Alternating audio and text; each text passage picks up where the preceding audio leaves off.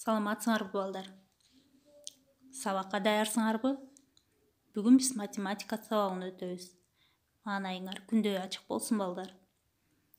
Бүгүнкү темабыз 227 мисалдан 232 мисалга чейин иштейбиз. Сабагыбыздын максаты аттуу сандарды мамычада кошууну жана кемитүүнү билесиңер. Логикалык ой жүгүртүүңөр өсөт. Эсептөө көндүмдөрүңөр калыптанат. Алган билимиңерди турмушта колдоно билүүгө үйрөнөсүңөр балдар. Мына ушуларды аткарсак, сабагыбыздын максатына жетебиз. Китеп, дептер, ручкаңарды камдап, сабакка көңүлүңөрдү бургула балдар. Узундуктун чембердиктерин кайталап алалы.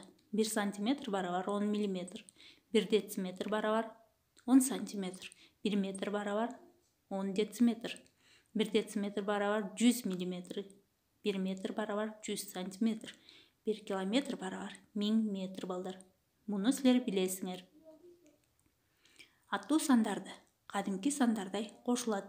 Бир аттуу чендер биринин астына бири жазылат. Суммада чендер ирилетилет. Карайбыз 3 километр 500 метр. Кошулган 2 километр 700 метр. Кошсок 5 километр 1200 метр болду. Эми муну ирилетип алабыз. 1200 метр бул 1 километр 200 метр. Демек 1 километрди 5 километрге кошсок 6 километр болот дагы. 200 метр өзү жазылат балдар. Демек 6 километр 200 метр болот. 227-ни жогорудагыдай кылып, мамыча түрүндө кошуп аткарасыңар. Аттуу сандардын мамычада кемитүүнү карайбыз. Кемүүчүнүн майда чембердиги кемитүүчүнүн майда чембердигинен жетпей калса, анда кемүүчүнүн чоң ченинин бирөө майдаланылып, амал аткарыла берилет. 7 сантиметр 3 миллиметр алынган 4 сантиметр 7 миллиметр.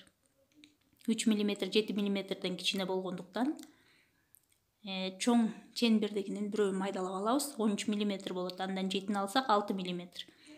Бул жакта 6 сантиметр калган. Адан 4-тү алсак 2 сантиметр. Демек 2 сантиметр 6 миллиметр калды балдар. 228-ди жогорудагыдай кылып, мамыча түрүндө кемитүү амалдарын аткарасыңар. 229 карайбыз. Жактары 22 мм жана 34 мм болгон тик бурчтук сызгыла.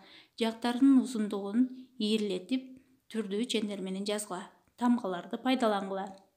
22 мм-ди 10го бөлөсүңөр, канча сантиметр, канча миллиметр болгону аныкталат.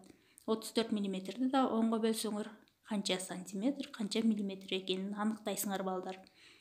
Мына ушуну тик бурчтукту сызып, тамгалар менен белгилеп, анан чембердиктерин жазып коесуңар.